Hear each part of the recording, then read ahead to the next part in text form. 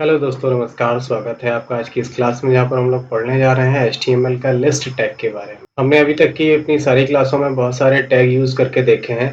उसी क्रम में एक टैग और होता है जिसे हम बोलते हैं लिस्ट टैग।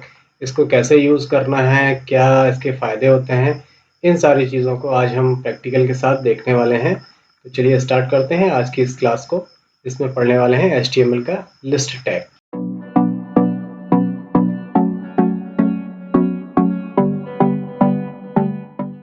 लिस्ट टैग के बारे में बताया गया है। लिस्ट टैग में हम जो भी इंफॉर्मेशन होती है या डेटा होता है उसे लिस्टिंग करने के लिए यूज करते हैं। यानी उसकी अगर हमें लिस्ट बनानी है, एक सारणी बनानी है, एक प्रॉपर तरीका में दिखाना है, तो उसका एफिशिएंट वे हमें मिल जाता है लिस्ट टैग यूज करने से। लिस्ट टैग को कैसे यूज करने हैं, इसके तीन लिस्टिंग होती है। पहली होती है ऑर्डर्ड लिस्ट, दूसरा होता है अनऑर्डर्ड लिस्ट और तीसरी होती है डिस्क्रिप्शन लिस्ट। अभी आप यहाँ पे जो एग्जांपल देख रहे हैं, तो यहाँ पे ये जो है वो है डिस्क्रिप्शन लिस्ट, और ये जो देख रहे हैं बुलेट्स में, ये है अनऑर्डर लिस्ट, और जो यहाँ पे देख रहे हैं ये ऑर्डर लिस्ट है। इन्हीं सारी चीज़ों को आज की हम इस क्लास में अच्छी तरीके से देखने वाले हैं और यूज भी करने वाले हैं। अब सबसे पहले ऑर्डर लिस्ट आती है, तो ऑर्डर लिस्ट का मतलब क्या होता है ये देख लेते हैं। ऑर्डर लिस्ट का मतलब है जहाँ पर डेटा लिस्टिंग के साथ इंक्रीजिंग ऑर्डर में नंबर भी शो करने हो, इसलिए नंबर लिस्ट भी इसको बोला जाता है। ऑर्डर लिस्ट लिखने के लिए हम OL टैग का यूज करते हैं और लिस्टिंग के लिए LI टैग का यूज करते हैं। जब हम ऑर्डर लिस्ट का बात करते हैं तो ऑर्डर का मतलब होता है इस तरीके का आपको आउटपुट मिलता है, यानी नंबर्स में आप दे सकते हो 1 नंबर, 2 नंबर, 3 नंबर, 4 नंबर, इस तरीके से आप डेटा शो करवाते हैं। कहाँ पर? ऑर्डर लिस्ट में। जबकि अनऑर्डर लिस्ट की बात होती है तो अनऑर्डर लिस्ट में हम UL टैग का यूज करते हैं, उसके अंदर में LI टैग का यूज करते हैं, और उसमें जो आउटपुट मिलता है वो हमें इस तरीके से आउटपुट मिलता है। और जब हम डिस्क्रिप्शन लिस्ट की बात करते हैं तो डिस्क्रिप्शन का लिस्ट का मतलब होता है कि वहां पे हर एक लिस्ट का ऑप्शन है और उसके अंदर उसके विकल्प होते हैं। जहाँ पे हम DL टैग यूज करते हैं, जिसका मतलब होता है डेफिनेशन लिस्ट, DT का मतलब होता है डेटा टर्म, और DD का मतलब होता है डेटा डेफिनेशन। इन सारे टैग का हम यूज अभी आपको प्रैक्टिकल करके दिखाते हैं, कैसे यूज करना है, कैसे इन सारी लिस्टों को बनाना है, और इनसे फायदे क्या होने वाले हैं, ये सारी चीजें देख लेते हैं। तो चलते हैं अपने VS कोड एडिटर पर और इसका प्रीव्यू भी देख लेते हैं। यहाँ पे मैं एक नया पेज यूज कर रहा हूँ, जिसका नाम मैंने नया एक इंडेक्स बनाया है, जिसका नाम दिया मैंने list.html, और यहाँ पे एक छोटा सा सिंटेक्स ऑलरेडी टाइप हुआ रखा है। ये एमिट एब्रीविएशन से हमने टाइप किया हुआ है। अब यहाँ पे बॉडी पे लिख देते हैं हम कुछ भी। यहाँ पे मैं H1 एलिमेंट यूज कर लेता हूँ। यहाँ पे लिखता हूँ दिस इज लिस्ट टैग, और सेव करता हूँ। तो अभी कोई प्रीव्यू नहीं आया क्योंकि हमें इसको गो लाइव पर जाना होगा। गो लाइव पर जाने के बाद यहाँ पे मुझे दिस इज लिस्ट टैग दिख गया है। अभी मैं आपको यहाँ पे OL टैग बताने से पहले आपको एक कमेंट टैग से और इंट्रोड्यूस करवाता हूँ। कमेंट टैग का मतलब क्या होता है, यदि मैं यहाँ पे OL टैग यूज कर रहा हूँ और मुझे किसी दूसरे स्टूडेंट को बताना है, या इस वेबसाइट पे मेरे साथ बहुत सारे लोग कलीग्स काम कर रहे हैं, तो उनको मुझे कोई इन्फॉर्मेशन देनी है और वो इन्फॉर्मेशन हमारे वेबसाइट पे डिस्प्ले भी ना हो और वो यहाँ पे कोडिंग में दिखाई भी दे, तो उसके लिए हम कमेंट टैग यूज करते हैं। कमेंट टैग के अंदर लिखा हुआ डेटा कभी भी हमारे वेब पेज पर प्रीव्यू में नहीं आता है, वो सिर्फ आपको कोडिंग में या VS कोड एडिटर में ही दिखाई देगा, या जो लोग एडिटिंग कर रहे हैं उनकी हेल्प करने के लिए होता है। उसके लिए हम सिंपली यूज करेंगे exclamation sign, double dash use करेंगे। इस तरीके से वो ऑटोमेटिक लग जाता है। इसके बीच में आप जो भी लिखेंगे वो एज अ कमेंट दिखाई देगा। अब मैंने लिखा दिस इज कमेंट। अब आप इसको जब सेव करेंगे तो देखिए यहाँ पे प्रीव्यू में कुछ भी नहीं आ रहा है ना। अगर यही चीज कमेंट एडिटर के बाहर होती इस तरीके से और मैं सेव करता, तो देखो यहाँ पे आ रहा है दिस इज कमेंट। लेकिन यही चीज अगर एक्सक्लेमेशन के साथ और कमेंट में आ गई है और आप इसको सेव करेंगे, कोड एडिटर में तो दिखाई दे रही है बट प्रीव्यू पर नहीं दिखाई देगी। इसका यूज होता क्यों, मैं बता दिया। जैसे मैं यहाँ पे लिख रहा हूँ कि नाउ वी आर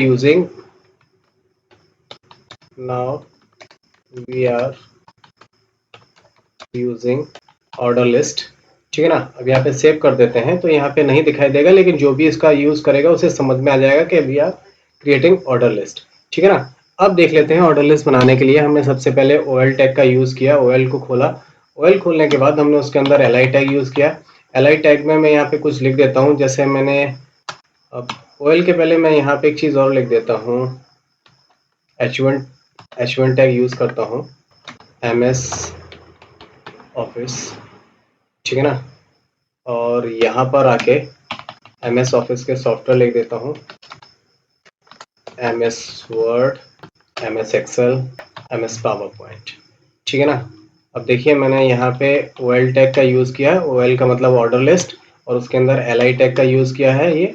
अब इसको जैसे हम सेव करते हैं तो प्रीव्यू पर गौर करिएगा, देखिए यहाँ पे जो H1 MS ऑफिस के अंदर था वो MS ऑफिस आ गया, और उसके अंदर जो ऑर्डर लिस्ट बनाई मैंने 1 2 3 करके आपके पास ऑर्डर लिस्ट आ गई है। इस तरीके से मल्टीपल ऑर्डर लिस्ट और बना सकते हैं। अगर आप यहीं पे अल्ट शिफ्ट के साथ डाउन करेंगे तो यहाँ पे आप जो भी चीज़ एक्स्ट्रा ऐड करना चाहते हैं, एक्सेस यूज़ किया तो मैंने MS एक्सेस भी यहाँ पे आ गया। इसको बोलते हैं हम ऑर्डर लिस्ट, ठीक है ना। अब यहाँ पर ऑर्डर लिस्ट के साथ कुछ एट्रीब्यूट्स भी हैं, वो एट्रीब्यूट्स देख लेते हैं, एट्रीब्यूट्स क्या क्या होते हैं। अभी जैसे यहाँ पे 1 2 3 आ रहा है ऑटोमेटिकली, हम इसको भी चेंज कर सकते हैं। अब यहाँ पे एक इसका एट्रीब्यूट्स होता है टाइप्स। अब जैसे आप टाइप करोगे तो टाइप यहाँ पे आपके पास चार प्रकार के टाइप आ रहे हैं। आप small A, capital A, small I, capital I, या 1 2 3। आप इस तरीके से आप कुछ भी देना चाहो तो आप उसी स्टाइल में आपका जो टेबल आ रही है यहाँ पे वो उसी स्टाइल में आएगी। तो आप टाइप लिखने के बाद यहाँ पे 1 2 3 4 आप इतने प्रकार से अपनी लिस्ट बना सकते हो। अगर आप यहाँ पे 1 दे रहे हैं तो 1 तो ऑलरेडी दिया हुआ है। अगर आप कैपिटल ए में देते हैं तो आप सिंपल कैपिटल ए करके सेव करेंगे तो यहाँ पे देखिए आपका जो प्रीव्यू ABCD में आ गया, क्योंकि हमने यहाँ पे कैपिटल ए लिया। अगर इसी की जगह पे आपने स्मॉल ए ले लिया होता ये वाला, तो देखिए आप सेव करते हैं तो आपका स्मॉल ABCD में आ जाएगा। इसी की जगह पे आप कैपिटल आई ले लेते हैं तो वो रोमन अंक में दिखाई देगा आपको, देखिए। और अगर आप स्मॉल आई ले लेंगे तो वो स्मॉल रोमन अंक में दिखाई देगा आपको। इस तरीके से आप इसके एट्रीब्यूट्स यूज कर सकते हैं। ये के सारे एट्रीब्यूट्स OL यानी और ऑर्डर लिस्ट के साथ ही यूज करे जाते हैं। अब यहाँ पे एक एट्रीब्यूट्स और होता है, वो भी मैं आपको बता देता हूँ। यहाँ पे अगर आप लिखेंगे स्टार्ट, स्टार्ट के साथ आप क्या लिखते हैं, ये आपकी टेबल, आपकी जो लिस्ट है उसी नंबर से स्टार्ट हो जाएगी। जैसे मैं यहाँ पे 10 लिख देता हूँ तो हमारी लिस्ट 10 11 12 13 से स्टार्ट हो जाएगी। अगर यहाँ पे मैं 100 कर देता तो हमारी लिस्ट 100 से स्टार्ट हो जाती। अगर मैं यहाँ पे 500 कर देता तो हमारी लिस्ट 500 से स्टार्ट हो जाएगी। इसी के साथ एक और एट्रीब्यूट्स होता है जिसको हम बोलते हैं रिवर्स। और रिवर्स लिखने के बाद आप सेव करेंगे तो ये देखिए 500 499 498 497 है ना, सिर्फ रिवर्स लिखने से ही हो जाएगा। अगर मैं यहाँ पे 10 कर देता तो ये 10 9 8 7 से स्टार्ट हो जाएगी, ठीक है ना। तो जो ऑर्डर लिस्ट के जो एट्रीब्यूट्स हैं वो स्टार्ट के साथ भी आप कर सकते हो, और रिवर्स करने पे वो रिवर्स में दिखाई देगा। ये था हमारा ऑर्डर लिस्ट, क्लियर है ना। अब देख लेते हैं अनऑर्डर लिस्ट कैसे बनाते हैं। इसी के आगे मैं अनऑर्डर लिस्ट भी आपको बना देता हूँ। मैं यहाँ पे एक दूसरा टैग यूज H1 करता हूँ फिर से, और यहाँ पे लिखता हूँ प्रोग्रामिंग लैंग्वेज, और यहाँ पे अनऑर्डर लिस्ट यूज करता हूँ। अनऑर्डर लिस्ट के नीचे यूज करता हूँ मैं LI टैग का यूज किया मैंने, और यहाँ पे लिखा मैंने C language, HTML language, PHP language, Python language, ठीक है ना। और इसको सेव करके देख लेते हैं आउटपुट क्या आता है।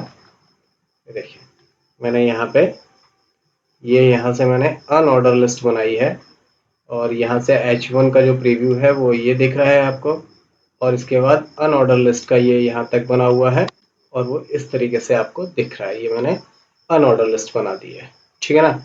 अब आपको यहाँ पे डिफरेंस तो क्लियर हो ही गया होगा कि ऑर्डर लिस्ट और अनऑर्डर लिस्ट में दोनों में डिफरेंस दिखने में आउटपुट में कैसा आता है, ये अच्छी तरीके से समझ में आ गया होगा। अब यहाँ पे अनऑर्डर लिस्ट के साथ भी कुछ एट्रीब्यूट्स हैं, वो क्या क्या काम करते हैं वो देख लेते हैं। अभी जब मैंने बाय डिफॉल्ट बनाया है तो इनके आगे ये राउंडेड शेप में इसके जो बुलेट्स आ रहे हैं वो राउंडेड शेप में आ रहा है। आप इनको बदल सकते हैं, कैसे बदलना है देख लेते हैं। अनऑर्डर लिस्ट के साथ क्या क्या एट्रीब्यूट्स यूज होते हैं। यहाँ पे आपको करना है टाइप, आपको लिखना है टाइप इक्वल टू, ठीक है ना। अब आप यहाँ पे जो चीज देना चाहते हैं एट्रीब्यूट इसके लिख लें। जैसे मुझे यहाँ पे जो बुलेट्स राउंडेड आ रहे हैं इसको आपको स्क्वायर में देना है तो आप स्क्वायर लिख सकते हैं। यहाँ पे देखिए स्क्वायर लिखते ही स्क्वायर आ गया, और आप इसको सिलेक्ट करके जैसे ही सेव करेंगे तो यहाँ पे देखिए राउंडेड की जगह पे स्क्वायर आ गया है, ठीक है ना। इस तरीके से आप स्क्वायर भी ले सकते हैं, और आप यहाँ पे दिस कर देंगे तो डिस्क में वापस से गोल आ जाएगा। आप यहाँ पे नन कर देंगे तो कुछ भी नहीं रहेगा। आप यहाँ पे सर्किल कर देंगे तो सर्किल में इस तरीके का दिखेगा। अच्छा, ये जितने मैं एट्रीब्यूट यूज़ कर रहा हूँ इन सबको लिखते चलिएगा, तो आपकी प्रैक्टिस भी बनी रहेगी और आपको याद भी रहेगा कि कौन कौन से एट्रीब्यूट्स यूज़ करे जा सकते हैं यहाँ पे। इस तरीके से आप अनऑर्डर लिस्ट के साथ भी इस तरीके के एट्रीब्यूट्स आप यूज़ कर सकते हैं। ऑर्डर और अनऑर्डर लिस्ट के बाद जो आता है उससे बोलते हैं हम डिस्क्रिप्शन लिस्ट। डिस्क्रिप्शन लिस्ट बनाने के लिए क्या यूज़ करना है, उसके लिए फिर से हम एक टैग यूज़ कर लेते हैं जहाँ पे अपना कुछ लिखते हैं। हमने यहाँ पे h1 टैग यूज़ किया, वेब डिज़ाइनिंग कोर्स, इसलिए हम सबसे पहले टैग यूज़ करेंगे DL का।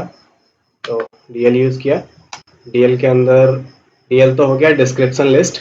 अब इसके अंदर मुझे लिस्ट बनानी है, तो लिस्ट बनाने के लिए सबसे पहले जो टैग यूज़ हम करते हैं उसे बोलते हैं हम दैट इज़ कॉल्ड DT, यानी डेटा टर्म। डेटा टर्म के अंदर हमें अपना जो भी डेटा लिखना है वो डेटा लिखेंगे, और यहाँ पे हमने लिख दिया HTML, ठीक है ना। HTML लिखने के बाद अब DT का एक बन गया, DT का एक बन गया ना, DT की एक लिस्ट बन गई है। इसका प्रीव्यू देखते हैं, प्रीव्यू में आपको इस तरीके से HTML दिखाई देगा। अब इसके अंदर से फिर मुझे एक और टैग यूज करना है दैट इज कॉल्ड DD। हमने जो DT के अंदर जो डेटा टर्म बनाया है, ये जो HTML टर्म है, इसकी ये डिफाइन डेटा की डेफिनेशन सेट करेगा, HTML की डेफिनेशन सेट करेगा। तो HTML की डेफिनेशन इसी के आगे लिखने के लिए लिखेंगे हम this is basic, this is web designing, basic web designing code, ठीक है ना।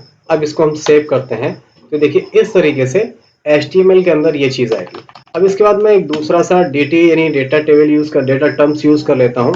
DT टैग फिर से यूज करता हूँ। इसके बाद मैंने लिखा है यहाँ पे CSS, ठीक है। CSS के अंदर मैं एक डेटा डेफिनेशन बना देता हूँ DD टैग से, और इसके अंदर लिखता हूँ दिस इज, ठीक है ना। अब इसको सेव करके देखते हैं। तो this is the difference between order list, unordered list and data list. यहाँ पे देखिए इस तरीके से हेडिंग आ गई है और उसके बारे में बताया गया, फिर एक लिस्ट आई है, फिर उसके बारे में बताया गया।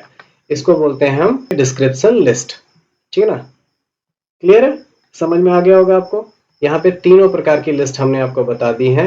इसको बोलते हैं हम ऑर्डर लिस्ट जो इस तरीके से क्रमबद्ध तरीके से आती है, अनऑर्डर लिस्ट जो इस तरीके से आती है, और डिस्क्रिप्शन लिस्ट जो इस तरीके से आती है जहां पर हम एक पॉइंट देते हैं और उसके बारे में डिस्क्राइब भी करते हैं। इन सारी चीजों को ही बोला जाता है लिस्ट टैग, और इनका यूज इसी तरीके से किया जाता है। तो दोस्तों उम्मीद करता हूँ आपको लिस्ट टैग अच्छी तरीके से समझ में आ गए होंगे। नए टैग के साथ नए टैग को यूज करेंगे। मिलते हैं अगली क्लास में, तब तक अपना ख्याल रखिए। टेक केयर, गुड बाय, जय हिंद।